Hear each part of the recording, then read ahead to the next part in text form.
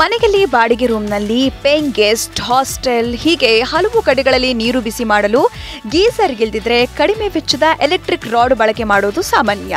ಅಂತಹ ಸಂದರ್ಭದಲ್ಲಿ shock proof electric rod ಆಗಿದ್ರೆ ಉತ್ತಮ.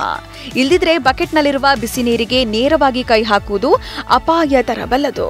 ಹೀಗಾಗಿ ಎಲೆಕ್ಟ್ರಿಕ್ ರಾಡ್ ಬಳಸುವಾಗ ಎಚ್ಚರಿಕೆ ಅಗತ್ಯ. ಅದರ ಜೊತೆಗೆ ಎಲೆಕ್ಟ್ರಿಕ್ ರಾಡ್ ಸ್ವಚ್ಛತೆಯ ಕುರಿತು ಕೂಡ ಜನರಿಗೆ ತಿಳಿದಿರಬೇಕು. ಇಂದು ಅನೇಕ ಮನೆಗಳಲ್ಲಿ ಬಿಸಿ ನೀರಿಗೆ ಗೀಸರ್ಗಳ ಬದಲಿಗೆ ಇಮರ್ಷನ್ ರಾಡ್ಗಳನ್ನ ಬಳಸಲಾಗುತ್ತೆ. ಆದರೆ ಕೆಲವೊಮ್ಮೆ ಈ ರಾಡ್ ನಿಧಾನಗತಿಯಲ್ಲಿ ನೀರನ್ನ ಬಿಸಿ ಮಾಡುತ್ತೆ.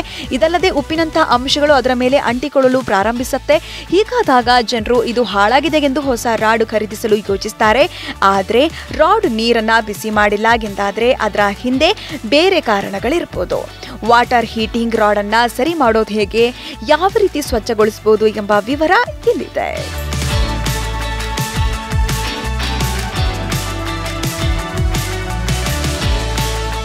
ಸಾಮಾನ್ಯವಾಗಿ ಜನರು ಇಮರ್ಷನ್ ರಾಡ್ನಲ್ಲಿ ಉಪ್ಪಿನಂತಹ ಅಂಶಗಳು ಕಂಡು ಬಂದ್ರೆ ಅದನ್ನ ಬಟ್ಟೆಗಳ ಮೂಲಕ ಉಜ್ತಾರೆ. ಆದರೆ ಅದು ಹೋಗೋದಿಲ್ಲ. ನಂತರ ಅದನ್ನು ಸ್ವಚ್ಛಗೊಳಿಸಲು ಸ್ಕ್ರಾಚ್ ಮಾಡ್ತಾರೆ. ಆದರೆ ಈ ಎರಡೂ ವಿಧಾನಗಳಿಂದ ಎಲೆಕ್ಟ್ರಿಕ್ ರಾಡ್ ಹಾನಿಯಾಗುವ ಸಾಧ್ಯತೆಗಳು ಹೆಚ್ಚು. ಆದ್ರಿಂದ ಉಪ್ಪನ್ನ ತೆಗೆದುಹಾಕಲು ನೀವು ಈ ವಸ್ತುಗಳನ್ನ ಬಳಸಬಹುದು.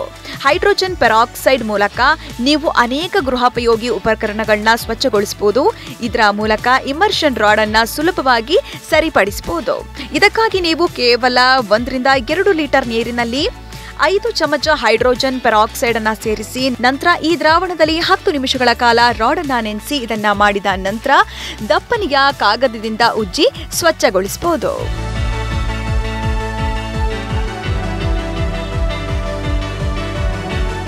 ಎಲೆಕ್ಟ್ರಿಕ್ ರಾಡ್ ಸ್ವಚ್ಛಗೊಳಿಸುವ ಇನ್ನೊಂದು ವಿಧಾನ ಅಂದ್ರೆ ಅದು ವೆನಿಗರ್. ಸಾಮಾನ್ಯವಾಗಿ ಅಡುಗೆ ಮನೆಯಲ್ಲಿ ವೆನಿಗರ್ ಅನ್ನ ಅಡುಗೆಗೆ ಬಳಸಲಾಗುತ್ತೆ. ಇದರ ಮೂಲಕ ಇಮರ್ಷನ್ ರಾಡ್ ಅನ್ನು ಕೂಡ ಸರಿ ಮಾಡಬಹುದು. ಇದಕ್ಕಾಗಿ ನೀವು ಬಕೆಟ್ನಲ್ಲಿ ರಾಡ್ ಮುಳುಗುವಷ್ಟು ನೀರನ್ನ ತೆಗೆದುಕೊಳ್ಳಬೇಕು. ಈಗ ಅದರಲ್ಲಿ ಸ್ವಲ್ಪ ವೆನಿಗರ್ ಸೇರಿಸಿ ನಂತರ ಇಮರ್ಷನ್ ರಾಡ್ ಅನ್ನ ವಿನೆಗರ್ನಲ್ಲಿ 4 ರಿಂದ 5 ಗಂಟೆಗಳ ಕಾಲ ನೆನೆಸಿಡಿ. ಬಳಿಕ ರಾಡ್ ಅನ್ನ ಮೇಲಿನ ಬಿಳಿ ಪದರವು ಕರಗಲು ಪ್ರಾರಂಭವಾಗಿ ಸ್ವಚ್ಛವಾಗುತ್ತೆ. ಹೀಗೆ ಮಾಡುವುದರ ಮೂಲಕ ಸುಲಭದಲ್ಲಿ ಎಲೆಕ್ಟ್ರಿಕ್ ರಾಡ್ ಸ್ವಚ್ಛಗೊಳಿಸಬಹುದು.